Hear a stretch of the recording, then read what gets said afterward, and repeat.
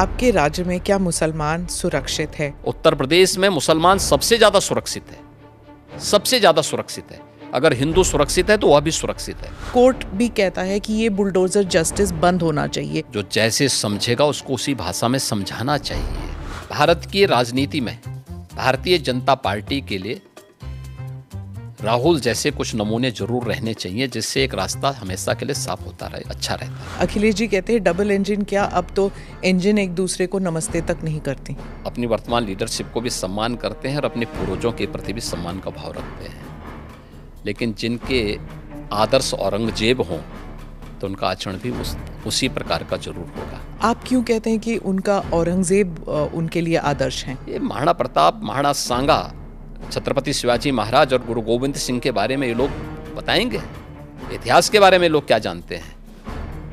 जो औरंगजेब और बाबर की पूजा करते हो, जो जिन्ना को अपना आदर्श मानते हो, इन लोगों से इसकी उम्मीद नहीं की जा सकती। वक्फ अमेंडमेंट बिल को लेकर कुछ लोग मानते हैं कि बीजेपी जो है वो इस बिल के नाम पर मस्जिदों पर कब्जा करना चाहती है। वक्फ के नाम पर एक भी कोई इन्होंने वेलफेयर का काम किया हो, एक भी नहीं आप गिना सकते। वक्फ जिस लैंड को कह देगी कि ये उनकी है, उनकी मान ली जाएगी। हम बहुचक हैं जी, ये कौन सा आदेश है? ये वक्फ संशोधन अधिनियम जेपीसी ने जो अपनी सिफारिश की है, ये आज की आवश्यकता है और इसको समयबद्ध तरीके से आगे बढ़ना चाहिए। और मुझे लगता है देश के हित में भी होगा, मुसलमानों के हित में भी होगा। आपने कहा कि संभल में 64 कुछ तीर्थ स्थल हैं और 18 की पहचान हो गई है, अब बढ़कर 54 तक पहुंच गई है। कितनी जगह खोदेंगे, कितने मस्जिद जितने भी होंगे सब ढूंढेंगे। तो फिर आप मथुरा की बात क्यों उठा रहे हैं? मथुरा की बात क्यों नहीं उठानी? मथुरा श्री कृष्ण की जन्मभूमि नहीं है क्या? पर वो तो अब कोर्ट में है ना। कोर्ट का ही आदेश पालन कर रहे हैं ना, तो अब तक तो वहां बहुत कुछ हो गया होता।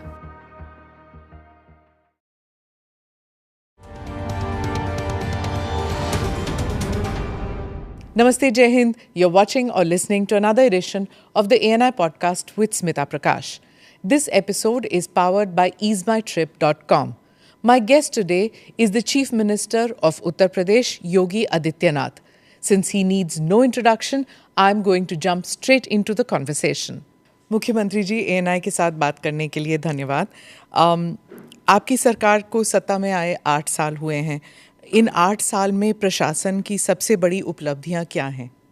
मेरा ये मानना है कि किसी भी सरकार के लिए, लोकतंत्र में किसी भी सरकार के लिए सबसे बड़ी उपलब्धि जनता जनार्दन की संतुष्टि होनी चाहिए। और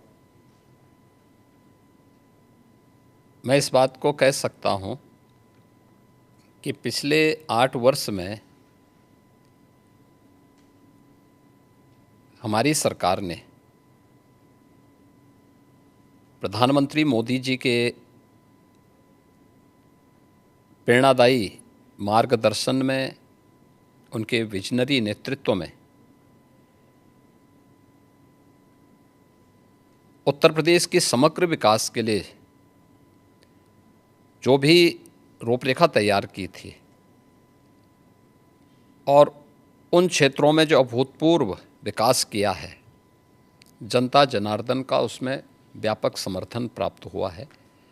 और जनता जनार्दन की सफलता के समर्थन को मैं सरकार की उपलब्धि मानता हूँ। किसी भी क्षेत्र में आप देखेंगे, वह एग्रीकल्चर का हो, युवाओं से संबंधित हो, इंफ्रास्ट्रक्चर का हो, इन्वेस्टमेंट का हो, लॉ एंड ऑर्डर का हो, टूरिज्म का हो, या फिर जो प्रधानमंत्री जी जिस बात को लेके कहते हैं विरासत और विकास के बेहतर समन्वय का, तो उसका सबसे जीवंत और मूर्त मान कोई एक साक्ष्य हो सकता है तो देश के अंदर उत्तर प्रदेश उसका एक सबसे महत्वपूर्ण उदाहरण हो सकता है। मुख्यमंत्री जी, उत्तर प्रदेश में लगातार 2 टर्म से आप चीफ मिनिस्टर रहे हैं और ये अपने आप में एक उपलब्धि है, उत्तर प्रदेश में कभी हुआ नहीं, और आप लॉन्गेस्ट सर्विंग चीफ मिनिस्टर भी हैं।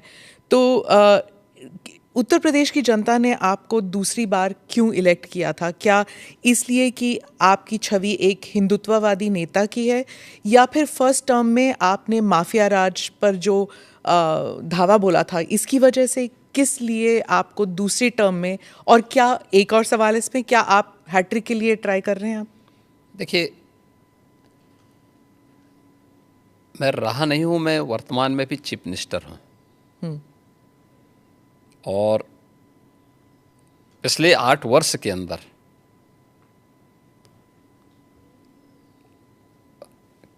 अपनी पार्टी के नेतृत्व के कारण, पार्टी के और सहयोगी दलों के सभी नेताओं के सहयोग के कारण, भारतीय जनता पार्टी के एक कार्यकर्ता और अन्य सहयोगी संगठनों के सहयोग से जनता जनार्दन का जो आशीर्वाद हमें प्राप्त हुआ है, तो ये हमारी सरकार को पहली बार यह अवसर मिला है कि आज़ादी के बाद कोई मुख्यमंत्री 5 वर्षों तक लगातार काम करे और फिर से वह 2/3 मेजॉरिटी के साथ गवर्नमेंट बना ले। ये फर्स्ट टाइम हुआ था और यह भी उपलब्धि हमारे साथ जुड़ी थी।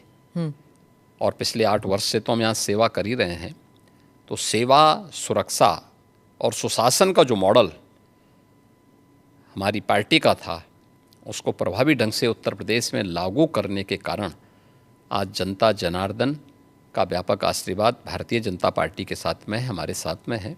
और लोकतंत्र में जनता जनार्दन का आशीर्वाद जिसके साथ में होगा वह सरकार में आएगा। तो ये SSS तो ट्रिपल टाइम सरकार, तो SSS तो उसी का उदाहरण है। तो फिर तीसरी बार के लिए भी आप कोशिश करेंगे? मैं कोशिश नहीं करूंगा, हमारी पार्टी कोशिश करेगी। पर चीफ मिनिस्टर तो आप ही बनेंगे ना? नहीं, मैं क्यों बन सकता हूँ? भारतीय जनता पार्टी का कोई भी कार्यकर्ता बन सकता है। अच्छा, क्योंकि ऐसी अटकलें लगाई जा रही थी, क्योंकि आपने कहा था कि जब आप पहली टर्म में आपको कुछ अफसर ने कहा था कि आप अयोध्या मत जाइए, विवाद हो सकता है, और आपने कहा कि अगर सत्ता चली भी जाए तो कोई बात नहीं। अब आपने ये 2-3 बारी कहा कि सत्ता चली जाएगी, त्याग देंगे।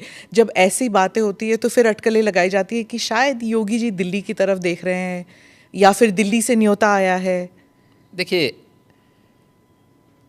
ये उदाहरण उन प्रसंगों को लेकर के होते हैं जहाँ पे विरासत को आगे बढ़ाने का एक जज्बा सामने आता है। 2017 के पहले अयोध्या की क्या स्थिति थी, हर एक व्यक्ति जानता था।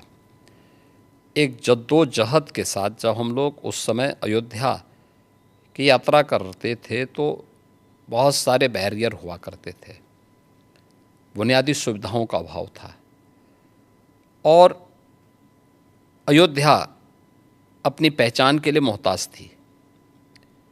2017 में भारतीय जनता पार्टी की डबल इंजन की सरकार उत्तर प्रदेश में बनी और उत्तर प्रदेश में सरकार बनने के बाद उन चुनौतियों से भी हमें का भी सामना करना था। जो आज़ादी के बाद से लगातार जिन भावनाओं को दबाया गया था वहाँ पे, साथ साथ अयोध्या का समग्र विकास भी करना था, लेकिन अयोध्या को उसकी पहचान भी देनी थी। और उसी में एक बड़ा तबका ऐसा था जो ये मानता था कि हमें इस प्रकार के मुद्दों को नहीं टच करना चाहिए क्योंकि ये विवाद हो सकता है। देखिए, आप सत्ता में रहेंगे तो आपके लिए अनुकूल वातावरण भी होगा, प्रतिकूल भी होगा। अनुकूल और प्रतिकूल के बीच में समन्वय बना करके जब हम आगे बढ़ते हैं तो ही कुछ परिणाम दे पाएंगे। और अयोध्या के साथ भी यही हुआ। हमने कहा भी ठीक है, विरोध होता है तो होने दीजिए, देखेंगे। अयोध्या जाएंगे, कोई एक कार्यक्रम का शुभारंभ करेंगे जो अयोध्या की पहचान बन सके। दीपावली तो अयोध्या से जुड़ी हुई थी, दीपोत्सव, और दीपावली के आयोजन को एकदम विस्मृत सा कर दिया गया था अयोध्या में ही। तो हमने दीपोत्सव के आयोजन के साथ फिर उसकी पहचान को वहाँ दिलाई। तो हम लोगों ने वहाँ पे मर्यादा पुरुषोत्तम भगवान श्री राम के प्रति और सरयू मैया के प्रति दीपोत्सव के माध्यम से जो कृतज्ञता ज्ञापित की थी, उसका परिणाम आज नई अयोध्या के रूप में सबके सामने है, जिसको देख करके हर व्यक्ति अभिभूत होता है। तो प्रधानमंत्री जी का जो विजन विरासत की प्रति है, उसका मूर्तमान स्वरूप आज अयोध्या में भी देखने को मिलता है। आज आप देख रहे होंगे, जिस अयोध्या में साल भर में कुछ लाख लोग आते थे, आज करोड़ों लोग वहाँ पहुँच रहे हैं। व्यवसाय वहाँ फल फूल रहा है, लोगों को अनेक अवसर प्राप्त हो रहे हैं। तो हम लोग अपनी सत्ता की चिंता करें और अपनी विरासत को विस्मृत कर लें, तो मुझे लगता है कि ये हम न्याय नहीं कर पा रहे हैं, अपने साथ भी, अपने समाज के साथ भी और अपने देश के साथ भी। योगी जी, आपने डबल इंजन सरकार का जिक्र किया। अखिलेश जी कहते हैं डबल इंजन क्या, अब तो इंजन एक दूसरे को नमस्ते तक नहीं करती। हाँ, देखिए, ये उनके संस्कार थे। हमारे यहाँ हम विरासत को सम्मान दे करके अपनी वर्तमान लीडरशिप को भी सम्मान करते हैं और अपने पूर्वजों के प्रति भी सम्मान का भाव रखते हैं। लेकिन जिनके आदर्श औरंगजेब हों तो उनका आचरण भी उसी प्रकार का जरूर होगा, और लोगों ने देखा भी अपनी आंखों से। आप क्यों कहते हैं कि उनका औरंगजेब उनके लिए आदर्श हैं? क्योंकि वो औरंगजेब को महिमा मंडित कर रहे हैं। वे सब लोग उस कैटेगरी में खड़े हो चुके हैं। उनके नेताओं ने मुंबई से लेकर के लखनऊ तक, ये सभी लोग तो महिमा मंडन करने वाले लोग हैं। तो जिनका जैसा आदर्श होगा तो वैसे ही उनका स्वयं का चरित्र भी होगा। यही तो हमारी संस्कृति भी कहती है, शिवो भूत्वा शिवम यजेत। तो जो जिसकी पूजा करेगा उस जैसा ही बनता है। हम राम को आदर्श मानते हैं, कृष्ण को आदर्श मानते हैं, शिव को आदर्श मानते हैं, उनकी पूजा करते हैं, तो स्वाभाविक रूप से उनके अच्छे गुण भी हमारे अंदर उनकी कृपा से समाहित होते हैं। जो औरंगजेब को, बाबर को अपना आदर्श मानता होगा तो उन जैसे गुण भी उनके अंदर देखने को मिलेंगे, और ये आचरण लोगों ने अपनी आंखों से देखा भी है और आगे भी देखेंगे। वो कहते हैं आपको हिस्ट्री के बारे में कुछ पता नहीं है। राणा संगा के बारे में उन्होंने कहा कि वो थे जिन्होंने बाबर को न्योता दिया था। आप जानते नहीं हैं अपने विरासत के बारे में। हिस्ट्री ये लोग जानते हैं। हिस्ट्री यही लोग जानते हैं जो जिन्ना को महिमा मंडित करते हैं। हमें याद है, इसी उत्तर प्रदेश में हम लोग लौह पुरुष सरदार वल्लभ भाई पटेल की unity, run up for unity के कार्यक्रम के साथ जुड़ रहे थे। हमने पूरे प्रदेश वासियों को इसके लिए आमंत्रित किया था। सरकार भी थी, भारतीय जनता पार्टी भी थी, सभी दलों को हमने आमंत्रित किया था।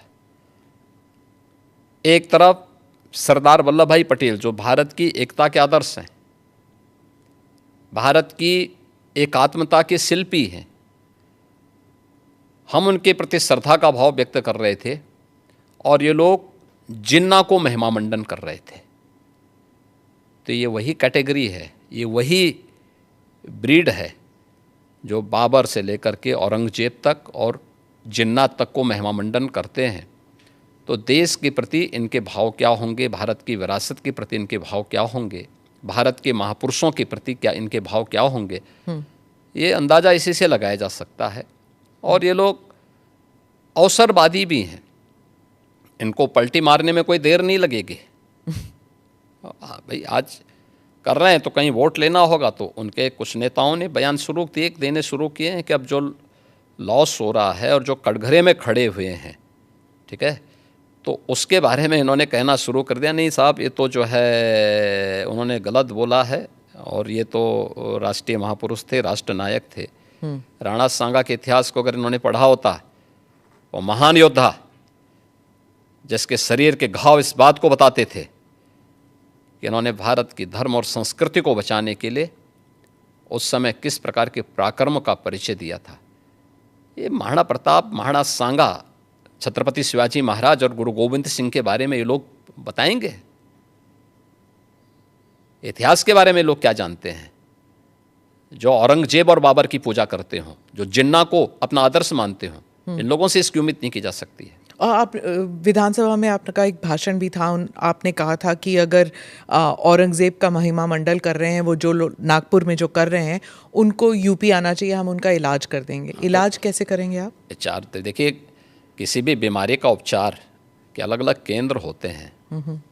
तो यूपी ऐसे लोगों को बहुत अच्छा उपचार देता है, उनकी जैसी डिमांड होगी उस प्रकार का उपचार दे देंगे। महाराज, आपके राज्य में क्या मुसलमान सुरक्षित है? क्योंकि आए दिन सनातन की बात होती है। आप योगी हैं, मुख्यमंत्री हैं, महाराज हैं, क्या हैं आप फिर? मैं एक सामान्य नागरिक हूँ, उत्तर प्रदेश का एक नागरिक हूँ, और एक नागरिक में एक योगी हूँ जो सबके सुख और सबके निरोगता की कामना करता है, सबका साथ और सबके विकास के मंत्र पर विश्वास करता है, और उसी भाव के साथ हम लोग कार्य भी करते हैं। आप मुझे बताइए, दुनिया की सबसे प्राचीनतम धर्म और संस्कृति है सनातन धर्म। उसके नाम से ही आप अंदाज़ा लगा सकते हैं दुनिया की कोई जाति, मत और मजहब नहीं है जिसको उसकी विपत्ति के समय सनातन धर्मावलंबियों ने शरण न दी हो, उसके संरक्षण के लिए उसको हर प्रकार से फलने फूलने के लिए अवसर न प्रदान किया हो। लेकिन बदले में उसे मिला क्या? बदले में मिला क्या? और दुनिया के अंदर कोई उदाहरण नहीं, कोई उदाहरण नहीं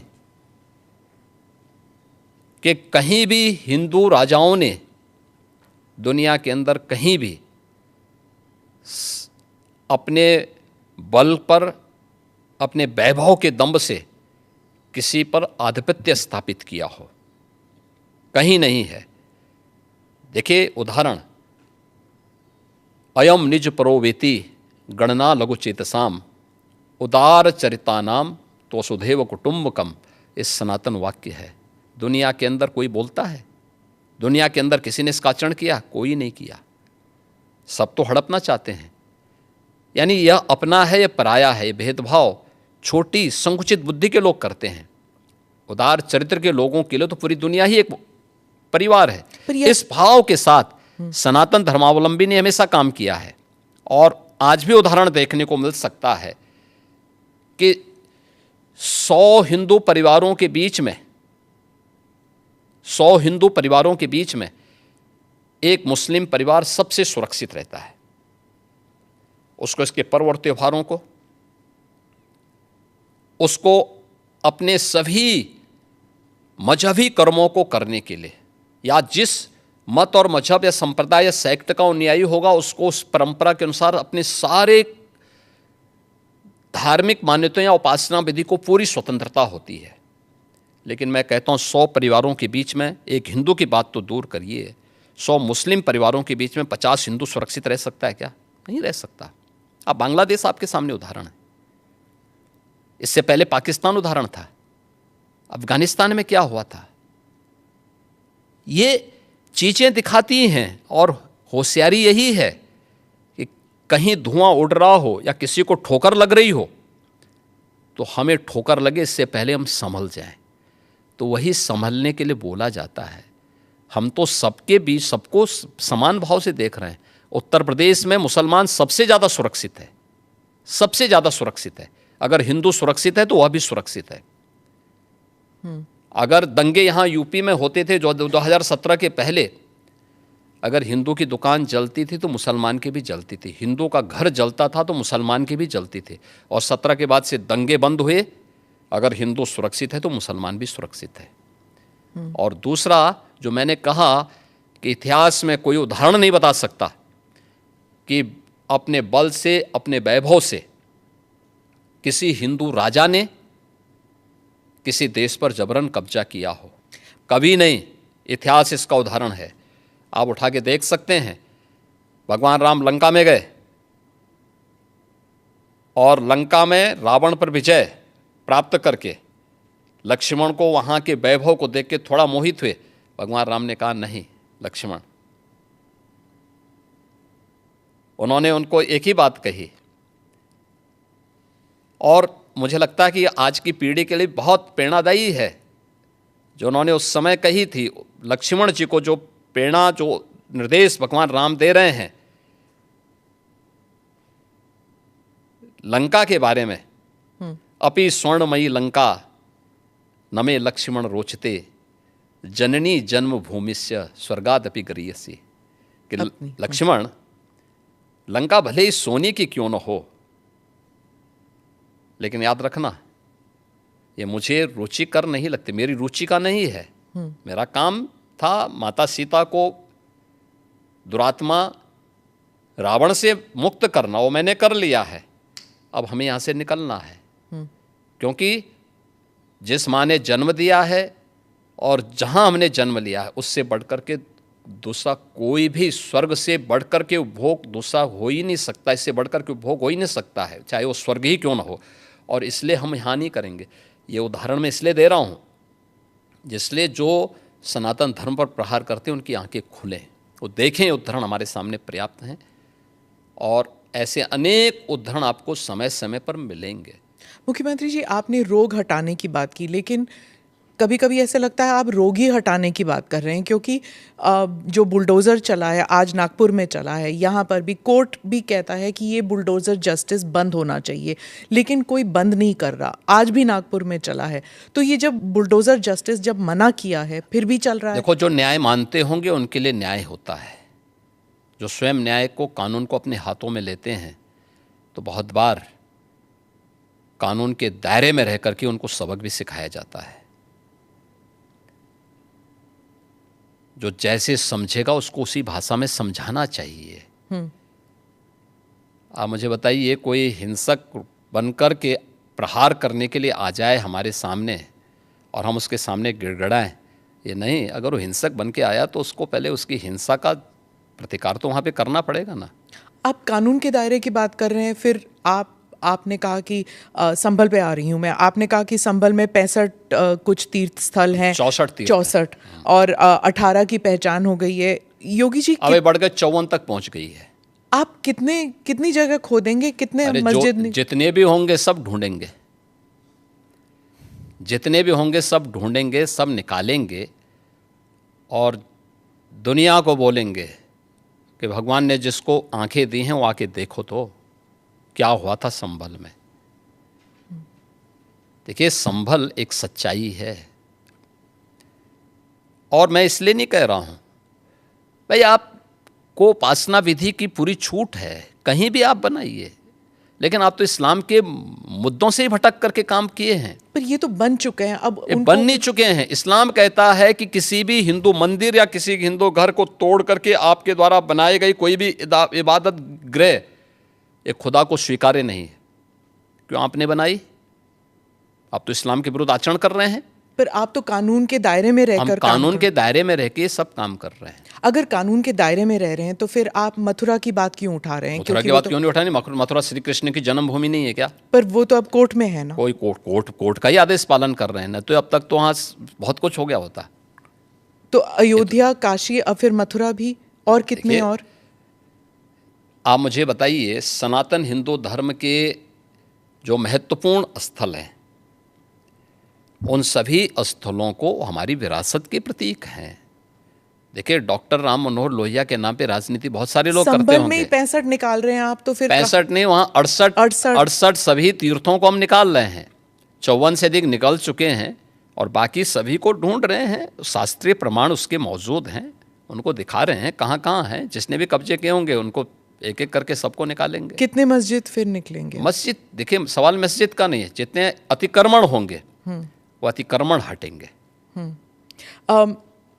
बीते साल रामनवमी के मौके पर बंगाल में जब काफ़ी हिंसा हुई थी, जब प्रदर्शन निकला था, इस बार भी बीजेपी कह रही है कि वहाँ रामनवमी में शोभा यात्रा निकाले जाएंगे। उत्तर प्रदेश में ईद और रामनवमी, उसको लेकर क्या आपने कोई सख्त निर्देश दिए हैं कि हिंसा नहीं होनी चाहिए? देखिए, हम लोग समय समय पे प्रशासन के साथ बैठते हैं और पहले से ही इसके लिए एक SOP हम लोगों ने तैयार करके रखी हुई है। और उत्तर प्रदेश पहला राज्य है जिसने माननीय उच्चतम न्यायालय के ही निर्देशानुसार धर्मस्थलों के माइक को, जो उसके परिसर के बाहर आवाज़ आती थी, उसको कंट्रोल कर किया है या उसको उतारा है, कंट्रोल किया है इस संवाद के माध्यम से। आप मुझे बताइए कि उत्तर प्रदेश जैसे राज्य में अगर हम कर सकते हैं तो बंगाल में क्यों नहीं हो सकता? यहाँ पर होली पर भी मस्जिद के ऊपर नहीं, टार्पलिन चला गया था। देखिए, अब रंग खेल रहे हैं तो हो सकता गया, तो उससे कोई अस्तित्व खराब तो नहीं हुआ किसी का? आप मुझे बताइए। पहले तो कभी नहीं हुआ था। नहीं, ऐसा नहीं है।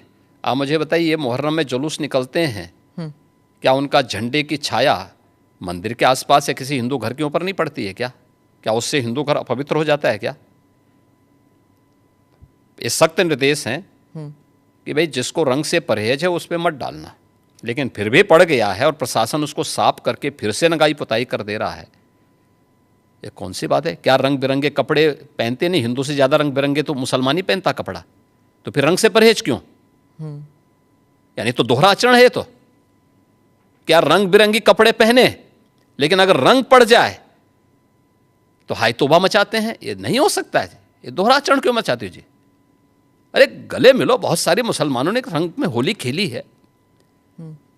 शाहजहांपुर में तो नवाब साहब की पूरी झांकी निकलती, शोभा यात्राएं निकलती वहां पे। तो हमने महाकुंभ के दौरान भी देखा था कि कई मुसलमान आए थे। तो क्या दिक्कत है? हाँ, अच्छी बात थी। अगर कोई अपने को भारतीय मानता है, कुंभ तो सभी भारतीयों का है और आना चाहिए कुंभ में। मैंने तो कहा था जो भारतीय बनकर के आएगा, श्रद्धा भाव के साथ आएगा, उसका स्वागत है।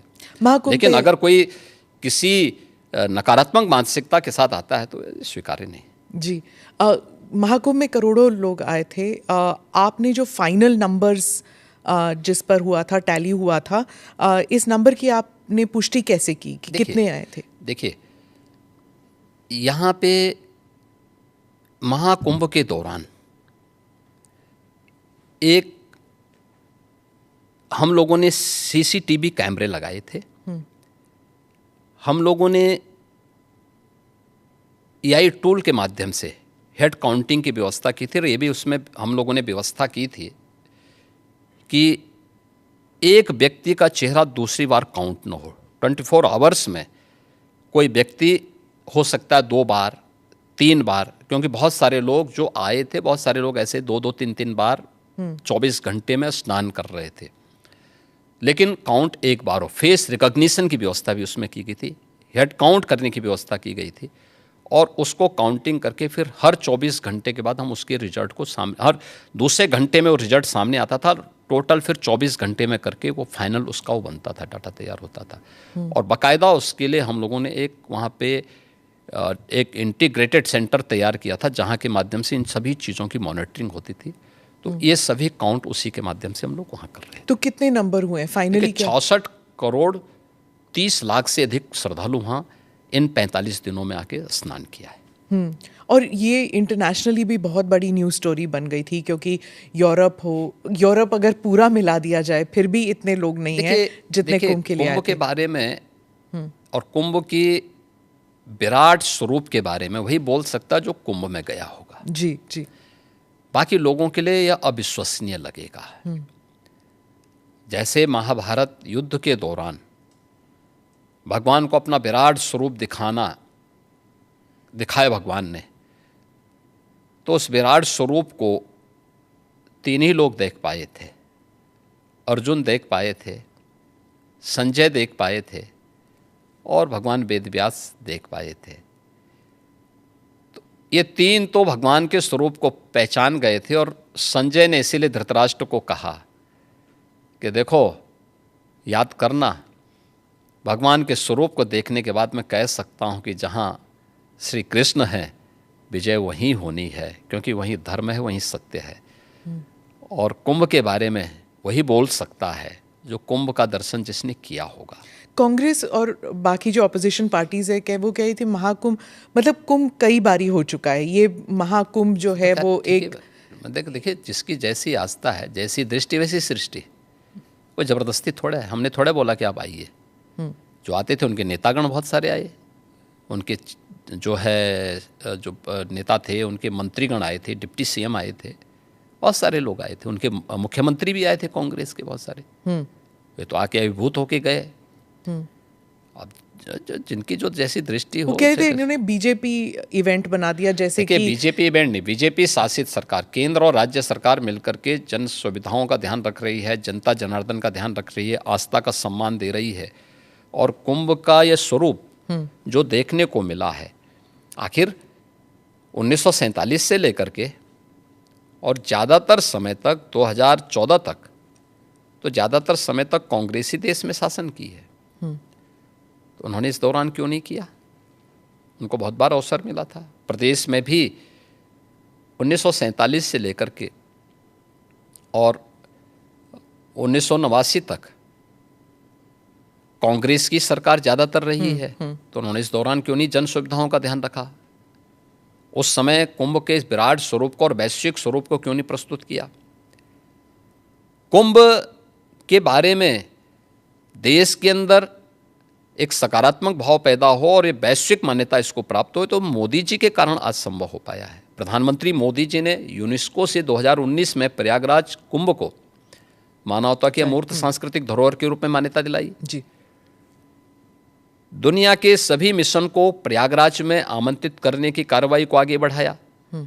दुनिया के देशों के प्रवासी भारतीयों को कुंभ के आयोजन के साथ जोड़ने का काम किया। 19 में प्रवासी भारतीय दिवस का आयोजन वाराणसी में कराया गया और इन आयोजनों के साथ दुनिया के लोगों को जोड़ने का अभिनव कार्य भी ये प्रधानमंत्री मोदी जी के साथ हुआ। और कुंभ का मतलब भव्य और दिव्य हो, स्वच्छता, सुरक्षा और सुव्यवस्था उसका मॉडल बने, जनता जनार्दन की सुविधा और उनकी आस्था का सम्मान करना हम सीखें।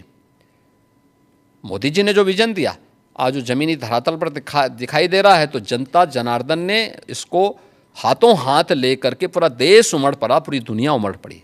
जो हादसा हुआ था महाकुंभ के दौरान, कुछ लोगों की मृत्यु भी हुई थी, आपने जांच बिठाई थी, उसके बारे में कुछ अपडेट बताएंगे? देखिए, वह एक जुडिशल कमीशन है और उसमें माननीय उच्च न्यायालय ने भी और सुप्रीम कोर्ट ने भी जो उसके बारे में डायरेक्शन दिए थे उसके अनुसार वो अपना काम कर रहा है। हमने 1 महीने का समय दिया था, माननीय उच्च न्यायालय ने कहा कि नहीं, 1 महीने नहीं, इसको कुछ और समय दे करके उसका विस्तार देकर कुछ उन्होंने नए चीज़ें उसके साथ जोड़ी हैं, तो उसके अनुसार वो कार्य कर रहा है। और उन सभी तथ्यों को लेकर के जो राज्य सरकार ने उसके लिए तय किए थे और माननीय न्यायालय ने जो उसके बारे में उसका थोड़ा विस्तार दिया है, इसको लेकर के वो अपना कार्य कर रहे हैं। उसमें सभी पक्षों से वो बातचीत भी कर रहे हैं, बयान ले रहे हैं, साक्ष्य कलेक्ट कर रहे हैं और फिर उसके बाद जो भी फाइंडिंग आएगी तो उसकी रिपोर्ट वे लोग देंगे, तो फिर इस पर हम लोग आगे कार्रवाई करेंगे। ममता बनर्जी ने कहा कि प्रबंध सही नहीं थे, उन्होंने मृत्यु कुंभ कहा, इसके बारे में मैंने कहा ना, जिसकी जैसी दृष्टि होगी है। मैं कहता हूँ बंगाल के प्रतिदिन 13 जनवरी से लेकर के और 26 फरवरी तक 50,000 से 1 लाख श्रद्धालु पर डे वहाँ से आता था प्रयागराज में। और वो स्वाभाविक रूप से इस भीड़ को देख करके वेस्ट बंगाल की सरकार स्वयं घबरा गई, क्योंकि उनके रेलवे स्टेशन, उनके एयरपोर्ट पर हर कोई प्रयागराज आने के लिए उतावला था। लेकिन चाहे वह वेस्ट बंगाल की गवर्नमेंट ने, चाहे वह कांग्रेस ने, आरजेडी ने या समाजवादी पार्टी ने महाकुंभ के बारे में जो भी बात कही है वो उनके तुष्टीकरण की पराकाष्ठा का उदाहरण है, भारत की आस्था का अपमान करने का एक उदाहरण है। लेकिन महाकुंभ ने साबित किया है कि नहीं, वह मृत्युंजय महाकुंभ था और महाकुंभ में जो भी आया अभिभूत होकर के गया। मृत्युंजय महाकुंभ, मृत्युंजय महाकुंभ। अच्छा, मैं इससे थोड़ा सा हटके फिर से उत्तर प्रदेश के एक और मेले के बारे में पूछना चाहती हूँ, जो गाजी सलार मसूद के नाम से जो मेले लगते हैं संभल और बहराइच में। अब बात चल रही है कि शायद उसको भी बंद किया जा सकता है, और आपने भी कहा था कि गाजी सलार मसूद या उनके जैसे जो हमलावर हस्तियां हैं उन्हें एक आइडल, उन्हें एक उस रूप से नहीं देखना चाहिए और नए भारत में उनके लिए जगह नहीं है? देखिए, आक्रांताओं को महिमामंडित नहीं करना चाहिए।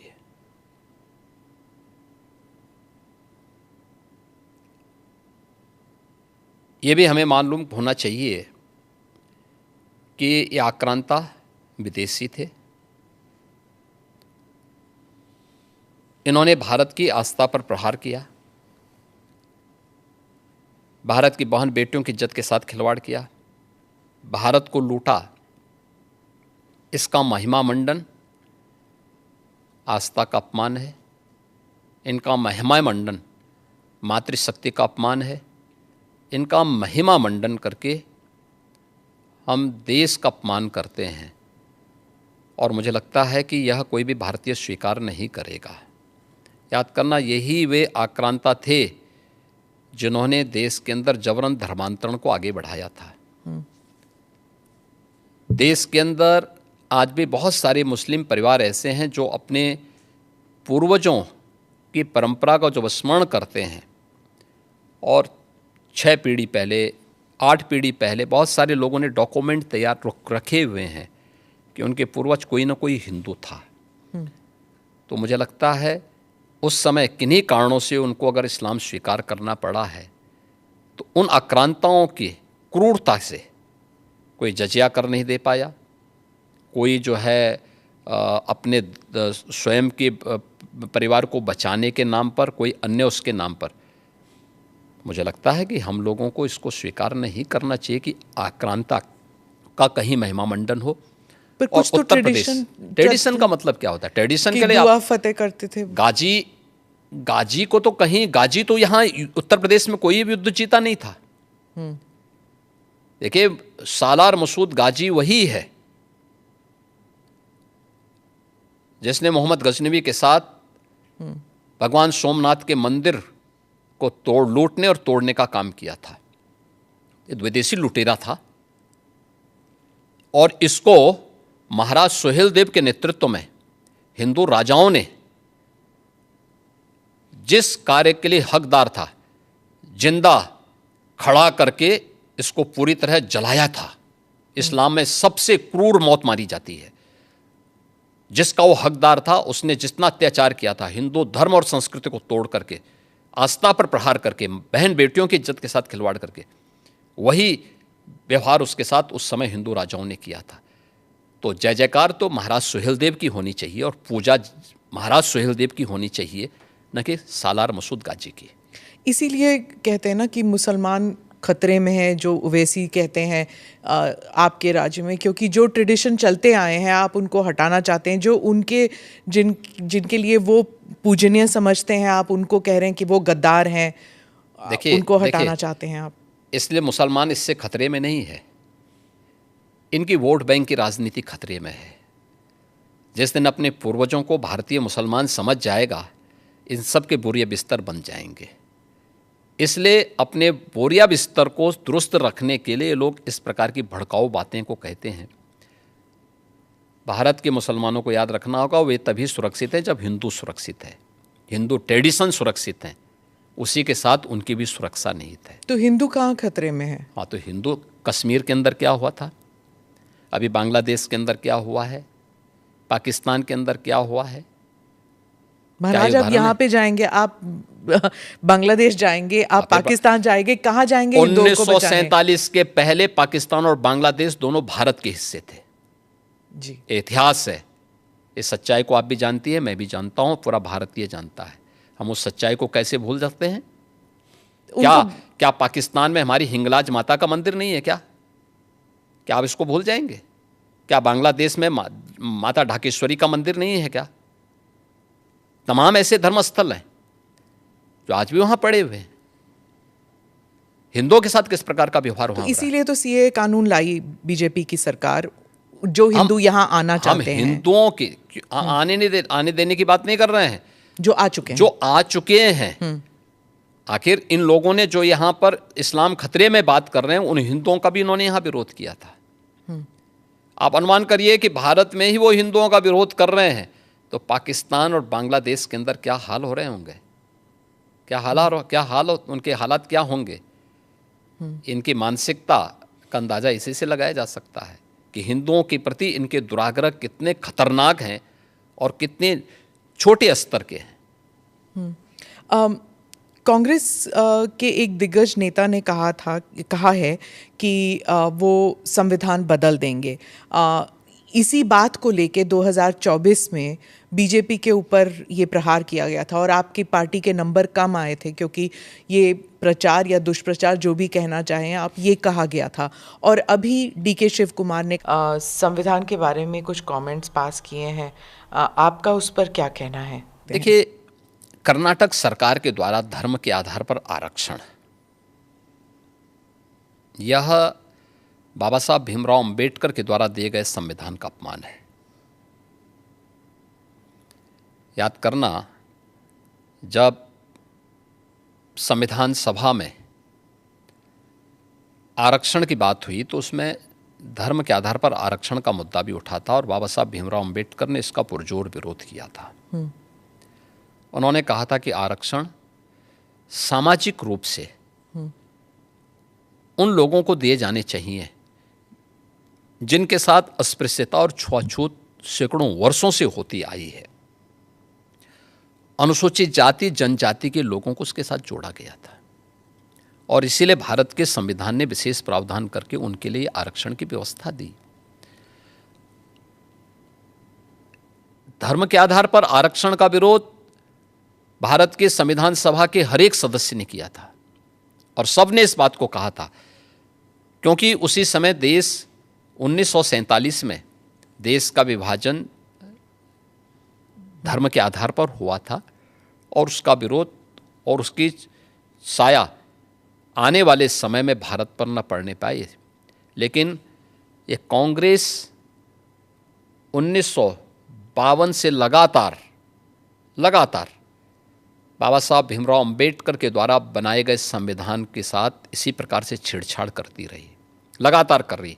कश्मीर में धारा 370 समाप्त करने का पाप, जो उस समय जबरदस्ती संविधान में डालने का पाप इन्होंने किया था। हम आभारी हैं मोदी जी के, जिन्होंने इस पाप को पूरी तरह समाप्त करके आज इस कलंक को मिटाया है।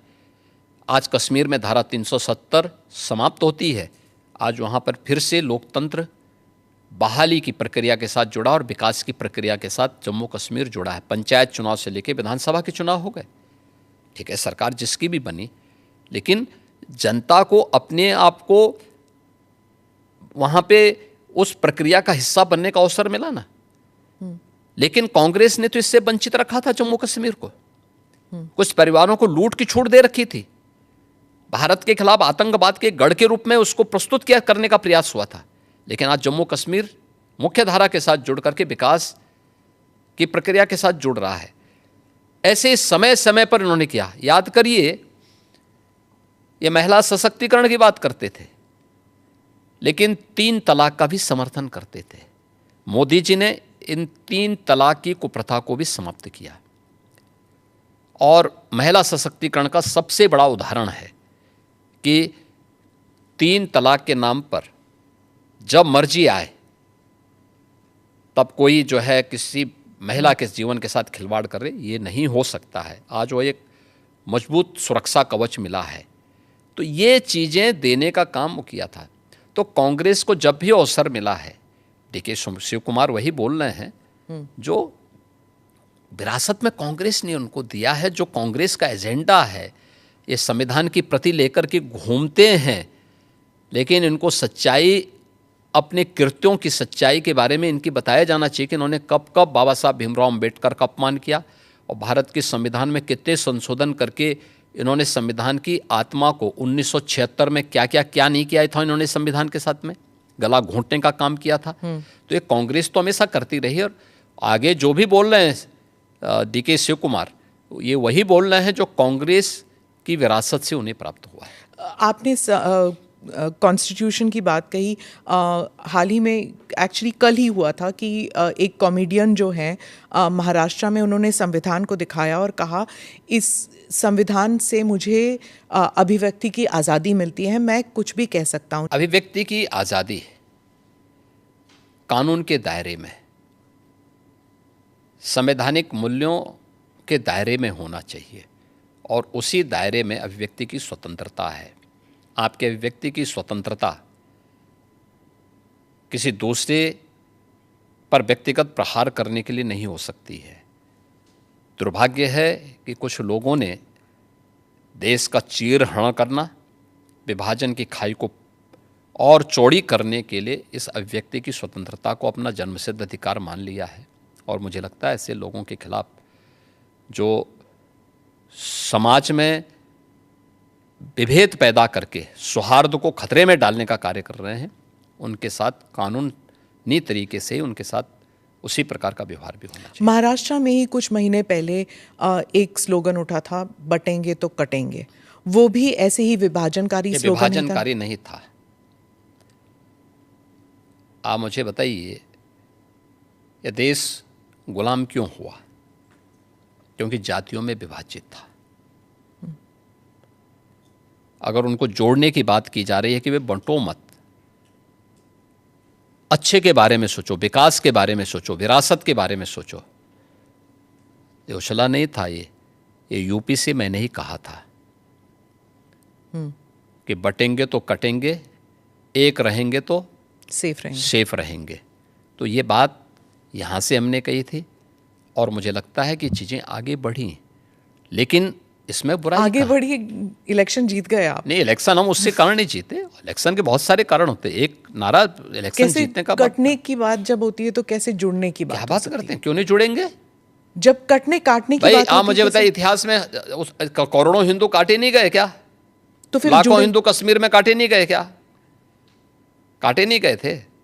तो इसीलिए हम उसको भूल क्यों जाते हैं? इतिहास वर्तमान का दर्पण होता है और भविष्य की कार्य योजना बनाने का एक माध्यम भी होता है। तो इसको खुरेद के इसलिए वर्तमान पीढ़ी भूल गई होगी तो उसको बताने का एक माध्यम है। अरे बताना पड़ेगा हमें, ये हमारा दायित्व भी है। पर ये खुरेदने से क्या दंगे वंगे नहीं होंगे? दंगे कैसे होंगे? फिर दंगाइयों का उपचार भी तो है। दंगों से वह डरेगा जो उन दंगाइयों के सामने घुटने टेक करके नाक रगड़ते हैं। उनको घुटनों के बल चलने के लिए हम मजबूर कर लेते हैं और ठीक भी करते हैं उनको। ये जो आपका जो दबंग स्टाइल है, नहीं, दबंग स्टाइल नहीं, ये हमारी शराफत का स्टाइल है। हाँ, आप ये कहते हैं, लेकिन अखिलेश जी और जो उत्तर प्रदेश के बाकी नेता हैं वो यही कहते हैं कि आप जो कह रहे हैं कि प्रशासन और लॉ एंड ऑर्डर जो कंट्रोल में है, ये सिर्फ लीपापोती की जाती है। वो उनके सोशल मीडिया हैंडल पे रोज़ तो मुझे कहता हो लिस्ट आता है। मैं क्या कर रहा हूँ? आप मुझे बताइए, 66 करोड़ लोग प्रयागराज में आए। आपकी एएनआई की तो पूरी टीम वहाँ कवरेज कर रही थी, कई कैमरे आपके लगे हुए थे। आपने किसी श्रद्धालु को ये कहते हुए सुना कि साहब मेरे साथ लूट हुई है? नहीं। किसी बहन और बेटी को ये कहते हुए सुना कि उसके साथ छेड़खानी हुई है? कहीं पे किसी को ये कहते हुए, किसी व्यापारी को कहते हुए सुना गया कि उससे जबरन किसी ने पैसा मांगा है? किसी व्यक्ति को अपहरण की कोई शिकायत वहाँ आई क्या इन 45 दिनों में? आप मुझे बताइए, इससे बड़ा उदाहरण और क्या हो सकता है? भाई हमारी कितनी भी फोर्स रही होगी वहाँ पे, तो फोर्स तो एक सीमित संख्या में थी ना। 50,000 के आसपास हमारी फोर्स वहाँ पे थी और प्रतिदिन 28, 29 और 30 इन 3 दिनों में 15 करोड़ श्रद्धालु आए थे। 29 के पहले यानी 28 के पहले प्रतिदिन 1 करोड़ से कम श्रद्धालु थे। 50,000 से लेकर 60,000, 50 लाख से लेकर 60 लाख तक आते थे। और 29 के बाद से फिर ये बढ़ता गया और 3 फरवरी के बाद से यानी बसंत पंचमी के बाद से यह और तेज़ी के साथ आगे बढ़ा। संख्या 1.5 करोड़, 2 करोड़, 1.5 करोड़, 2 करोड़ की पर डे की आ रही थी। लेकिन कहीं आप लोगों ने सुना? कोई बात नहीं थी। दूसरा, 25 करोड़ की आबादी का राज्य, अगर आपसी पहले से गुटबाजी नहीं है, पहले से वैमनस्यता नहीं है और कोई आपसी वो नहीं है, तो सामान्य रूप से कोई इस प्रकार की घटना को अंजाम नहीं दे सकता है। यह लिपापोती नहीं, ये वास्तविकता है। और ये उत्तर प्रदेश की बहन बेटियां इस बात को जब अभिव्यक्त करती हैं, हम लोग नहीं बोलते हैं, ये तो उत्तर प्रदेश की माताएं बहनें बोलती हैं, बेटियां बोलती हैं कि हम आज सुरक्षित हैं। नहीं तो 17 के पहले तो यहाँ पे स्कूली बालिकाएं बहुत सारी ऐसी थीं, ऐसे ऐसे कस्बे थे, ऐसे ऐसे जनपद थे जहाँ पर अभिभावक अपने बच्चों को या तो दूर के रिश्तेदार के पास या किसी हॉस्टल में दूर भेज देता था। आप मुझे बताइए, जब उस बेटी को माँ बाप का संरक्षण मिलना है बचपन में, तब वो दूर हॉस्टल में जा कर के पढ़ने के लिए मजबूर है। आज मुझे प्रसन्नता है कि डबल इंजन की भारतीय जनता पार्टी की सरकार के कारण वह बेटी अपने माँ बाप के संरक्षण में अपने घर से स्कूल जाती है और घर में वापस आती है। आज वो अपने को सुरक्षित महसूस करती है। और मैं तो एक बेटी से मिलने के लिए कैराना गया था। मैं जब उस परिवार में गया था 2015 में, उस परिवार के अभिभावक की हत्या हुई थी। वो एक व्यापारी परिवार था और जब उस परिवार से मिलने के लिए गया था, वो परिवार यहाँ से भाग करके सूरत चला गया था। 18 में वापस आया, तो वापस आने पर फिर से उन्होंने व्यापार शुरू कर रहे थे, तो मैं वहाँ गया था फिर मिलने के लिए, पूछने के लिए कि भाई आप क्यों भागे थे और फिर वापस आए हैं। तो उस परिवार ने मुझे बताया, उस परिवार ने कहा साहब हमारे जो परिवार का जो मुखिया थे, उनकी तो हत्या कर दी गई 15 में, 2015 में, तब दंगों में। श्री अखिलेश यादव उस समय, दंगों के पहले अखिलेश यादव उस समय चीफ मिनिस्टर थे यहाँ पे, ये दंगों के बाद की बात है। और पहले फिरौती वसूली गई, फिर उसके बाद उनकी हत्या की गई थी। इसके बाद वो परिवार को जब कोई पुलिस संरक्षण नहीं मिला, क्योंकि वहाँ के ज़्यादातर हिंदू परिवार पलायन कर गए थे, कैराना छोड़ करके भाग चुके थे। लेकिन सरकार जब आई, सरकार ने जब ऐसे आपराधिक तत्वों के खिलाफ सख्ती शुरू की, हमारी सरकार आने के बाद, तो बहुत सारे परिवार वापस आना शुरू हुए। तो उनकी प्रॉपर्टी पे बहुत सारे दंगाइयों ने कब्जा करके रखा हुआ था, तो उन कब्जों को खाली, बहुत सारे लोगों ने तो सरकार बनते ही कब्जे खाली कर दिए थे, बाकी जो बचे हुए थे तो उनको हमने वसूली के साथ कब्जे खाली भी करवाए और ये सारी कार्रवाई वहाँ पे संपन्न हुई। तो उस परिवार से मैं मिलने के लिए गया था, क्योंकि उस परिवार के एक प्रमुख सदस्य की हत्या हुई थी और उसके बाद ही किराना का पलायन शुरू हो गया था। उस परिवार में 6ठी क्लास में पढ़ने वाली एक बालिका थी। मैं उस परिवार में गया तो मैंने उस बेटी से पूछा, मैंने कहा कौन क्लास में पढ़ती? उसने कहा 6ठी क्लास में। मैंने कहा स्कूल जाने में भय नहीं लगता है? उसने कहा नहीं, अब तो नहीं लगता है। अब सोचिए कि 3 साल पहले जो बेटी स्कूल जाने से वंचित रह गई थी और सूरत जाने के लिए मजबूर हुई थी, वही परिवार वापस आया, क्या उसको सुरक्षा नहीं मिलनी चाहिए थी? आप कह रहे हैं कि दंगाइयों के खिलाफ कार्रवाई नहीं होनी चाहिए, तो फिर इन बेटियों की सुरक्षा कौन करेगा? इन व्यापारियों की सुरक्षा कौन करेगा?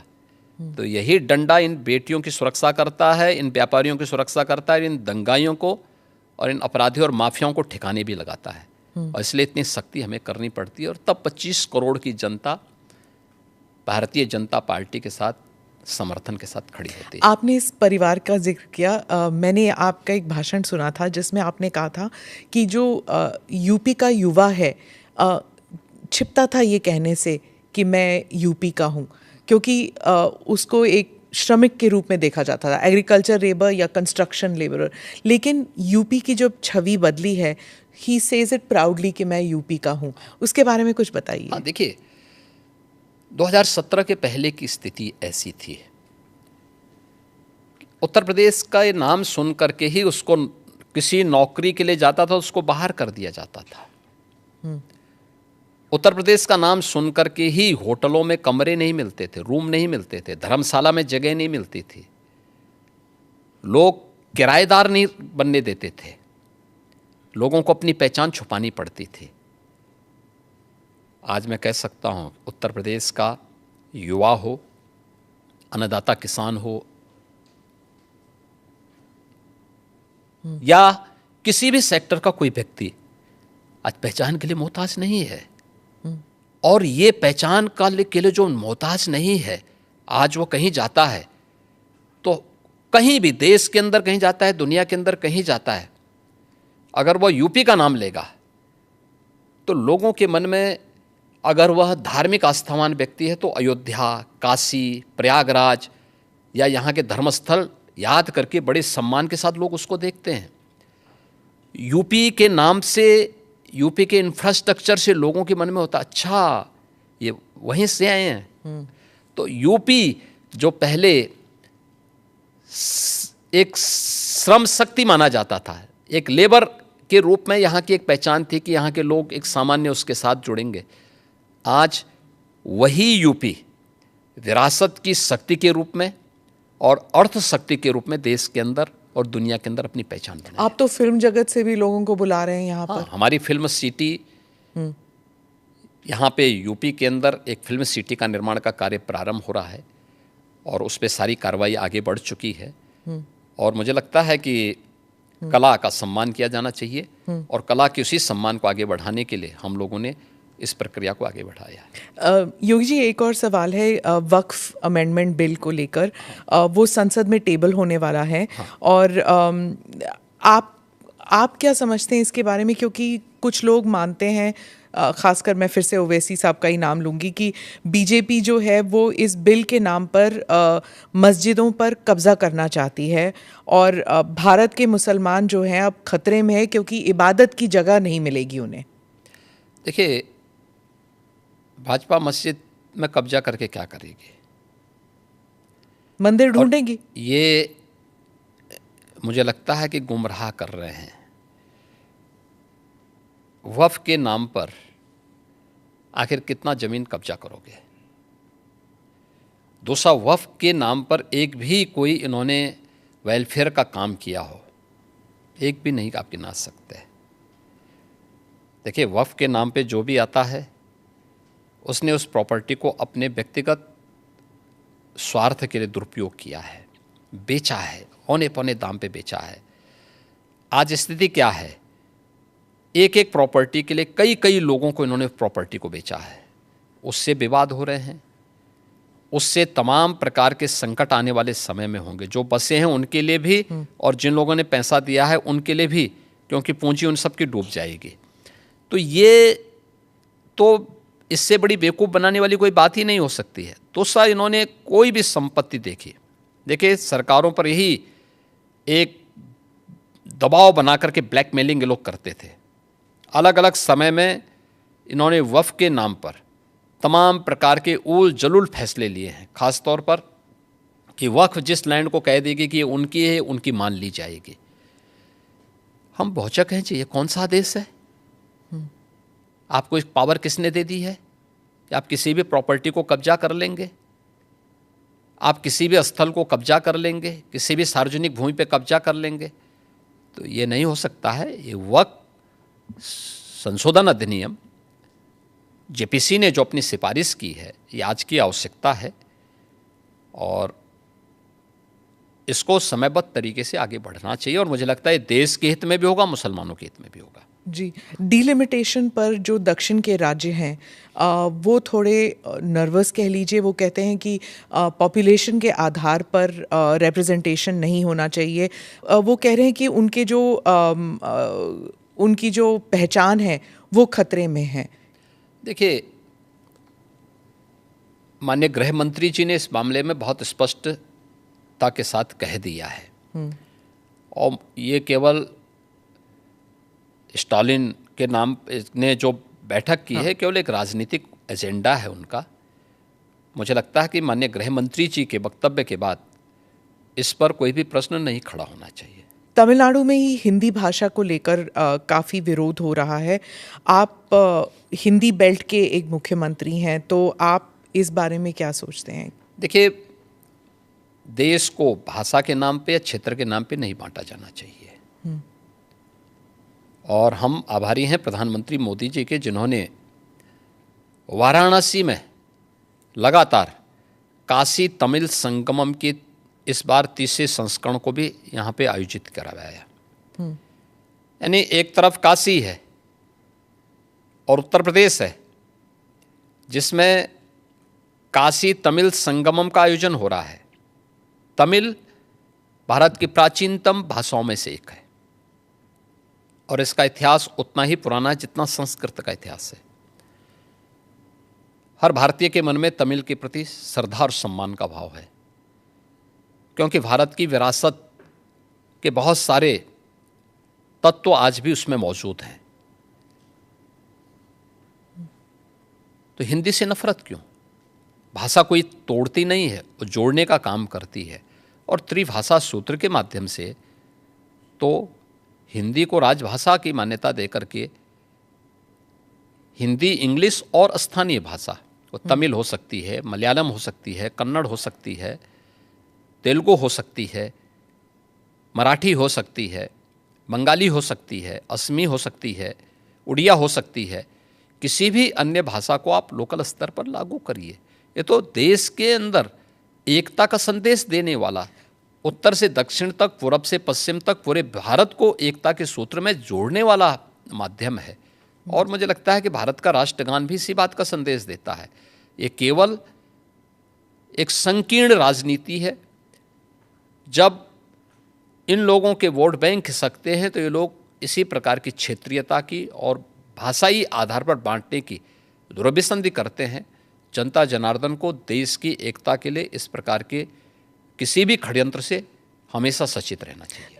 कर्नाटका में और तमिलनाडु में, खासकर इन दोनों राज्यों में कई लोगों का मानना है कि जब यूपी या बिहार के जो हिंदी स्पीकिंग स्टेट्स के लोग जाते हैं और वहाँ पर बसते हैं, 10-15 साल भी रहते हैं, पर वहाँ की स्थानीय भाषा नहीं बोलते, हिंदी ही बोलते हैं, और ऑटो रिक्शा वालों के साथ या फिर किसी रेस्टोरेंट में हिंदी में ही बात करते हैं, स्थानीय भाषा में नहीं करते।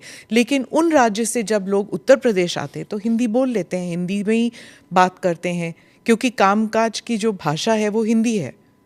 तो क्या समस्या आ रही? मैं कहता हूँ कि हमें हर भाषा को सीखना चाहिए। हम तो यहाँ उत्तर प्रदेश के विश्वविद्यालयों में तमिल भी पढ़ा रहे हैं, तेलुगु भी पढ़ा रहे हैं, कन्नड़ भी पढ़ा रहे हैं, मलयालम भी पढ़ा रहे हैं, और यही नहीं पढ़ा रहे हैं, हम लोग विदेशी भाषाओं को भी यहाँ पढ़ा रहे हैं यहाँ के विश्वविद्यालयों में। ये तो नेशनल एजुकेशन पॉलिसी में भी ये सारे प्रावधान किए गए हैं। तो अगर हम यहाँ तमिल पढ़ा सकते हैं, तेलुगु पढ़ा सकते हैं, मलयालम और कन्नड़ पढ़ा सकते हैं, मराठी पढ़ा सकते हैं। कल ही मैं बिठूर में गया था, नानाराव पेशवा के पावन जयंती कार्यक्रम के साथ जुड़ने के लिए गया था। बिठूर महोत्सव के साथ हमने भारत के इस 1857 के प्रथम स्वातंत्र समर के इस महानायक के सम्मान के साथ बिठूर महोत्सव को जोड़ा था। नानाराव पेशवा के ही महल में बचपन में महारानी लक्ष्मीबाई ने तीरंदाजी भी सीखी थी, युद्ध कला सीखी थी, और वहीं से उन्होंने युद्ध के सारे गुण सीखने के बाद फिर 1857 में अंग्रेजों को परास्त किया था। अगर हम इन सभी भाषाओं को उत्तर प्रदेश के विश्वविद्यालयों में पढ़ा सकते हैं तो तमिलनाडु के विश्वविद्यालय में भी अगर हिंदी पढ़ा दी जाए, क्या बुरा है? मुझे लगता है कि हमें थोड़ा विराट स्वरूप रखना चाहिए देश के लिए। कुछ क्षण तो देश के लिए निकालो। चंद्रबाबू नायडू ने भी यही कहा कि जितनी भाषाएं सीखना चाहते हैं आप सीखना चाहिए। अच्छी बात की, हम अभिनंदन करते हैं जी।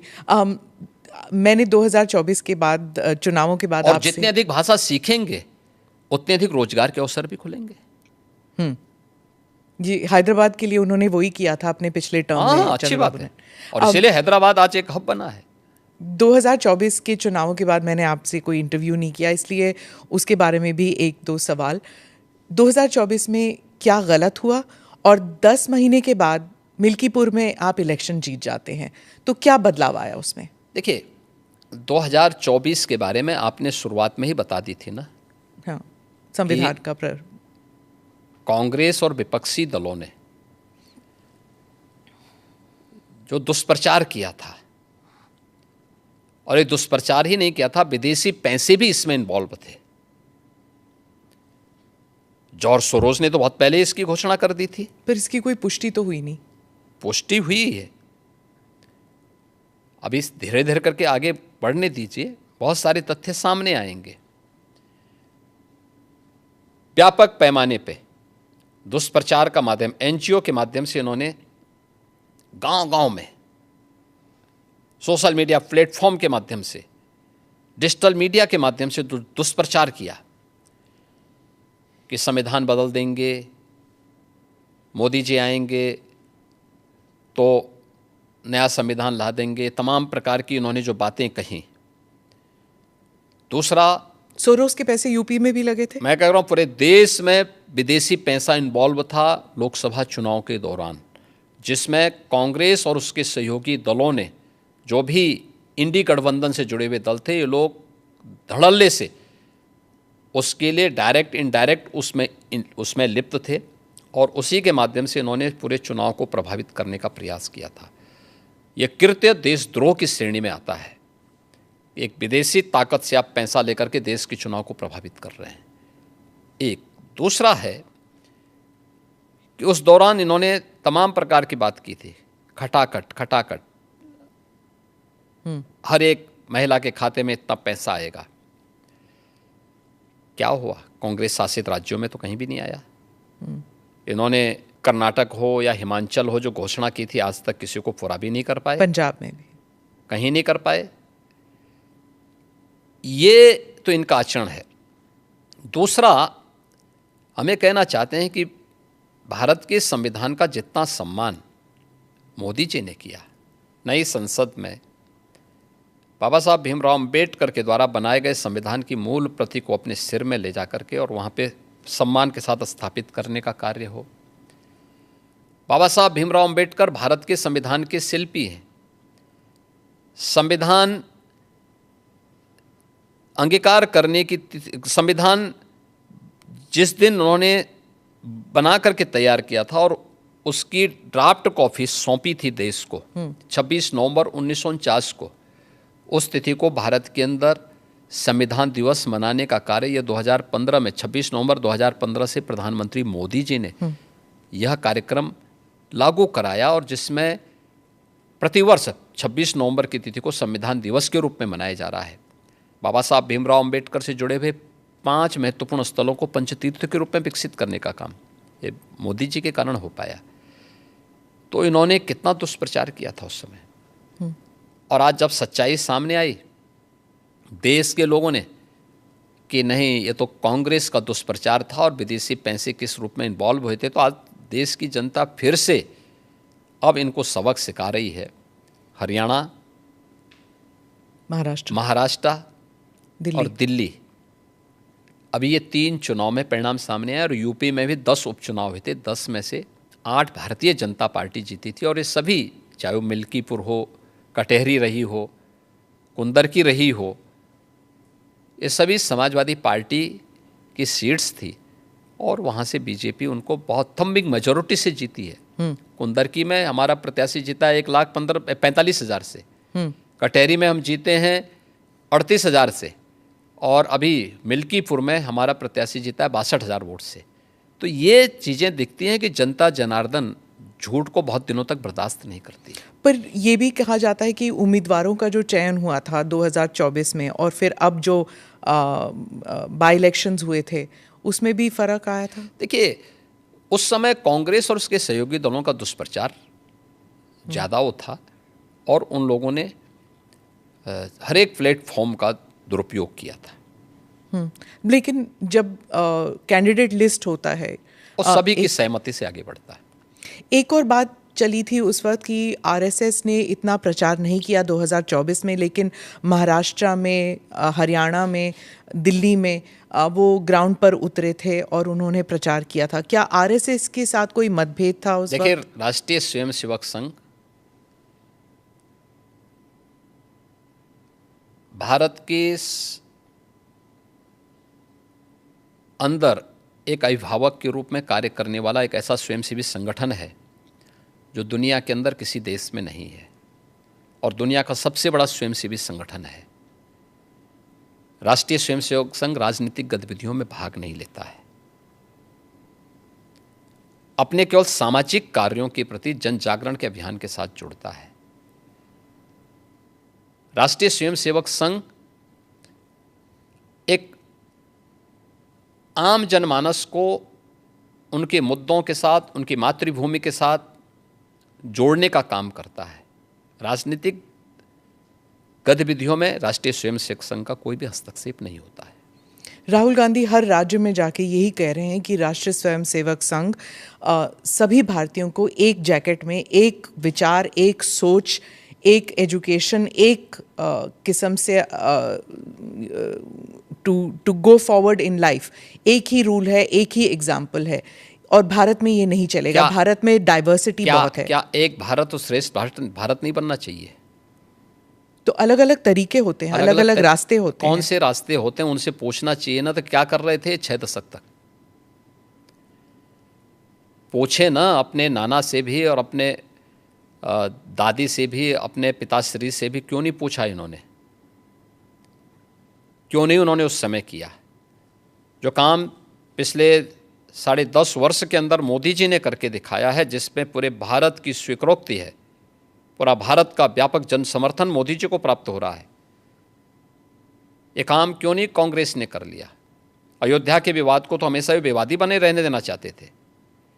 काशी की संकरी गलियों में गांधी जी के नाम पे जिंदगी भर राजनीति कर रहे हैं, लेकिन 1916 में काशी की संकरी गलियों को लेकर के गांधी जी ने टिप्पणी की थी काशी में, और बहुत कड़ी टिप्पणी की थी।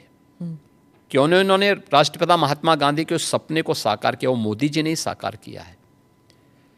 क्यों नहीं 3 तलाक की कुप्रथा को कांग्रेस ने समाप्त किया? क्यों नहीं कुंभ के आयोजन को इतनी भव्यता के साथ और दिव्यता के साथ कांग्रेस ने आगे बढ़ाया? क्यों नहीं देश के अंदर इंफ्रास्ट्रक्चर के वर्ल्ड क्लास मॉडल को कांग्रेस देने में क्यों विफल रही है? एक भारत श्रेष्ठ भारत के ये सभी अवसर हैं।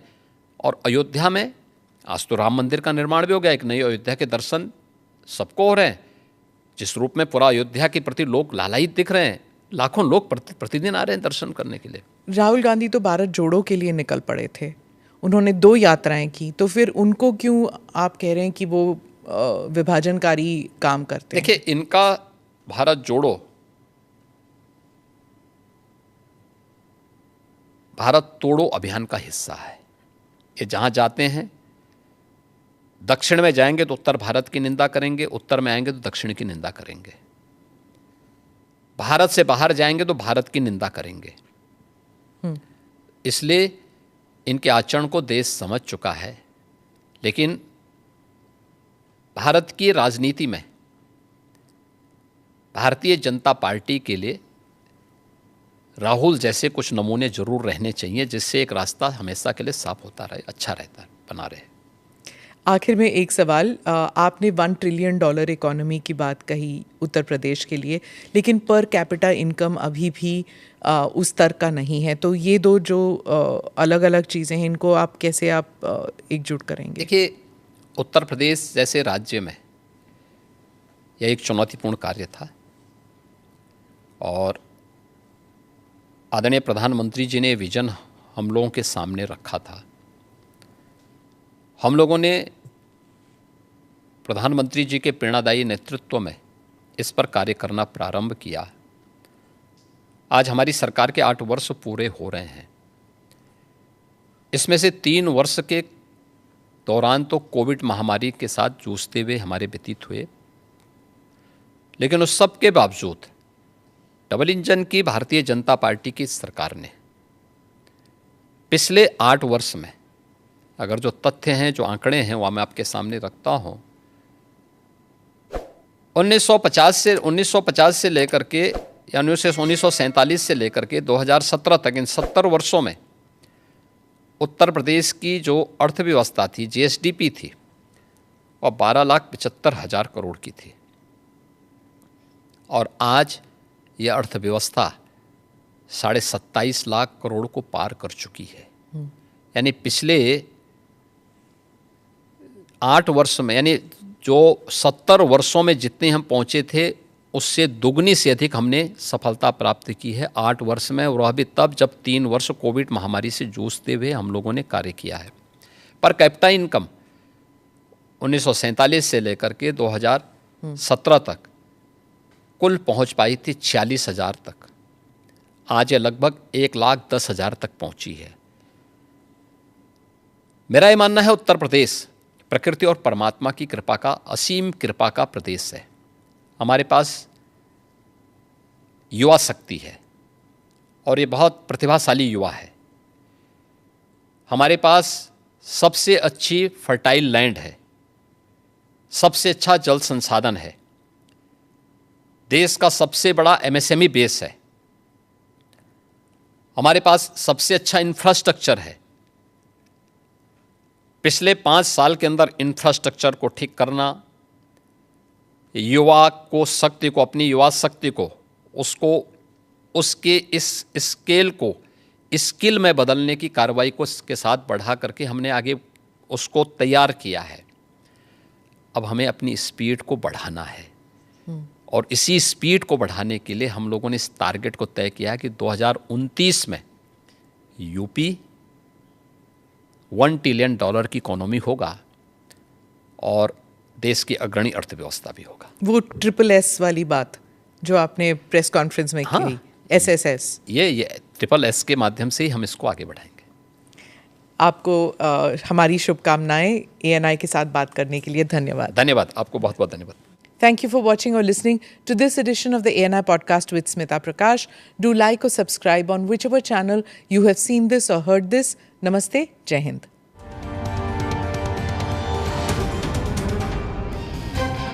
Click here to watch the previous episodes.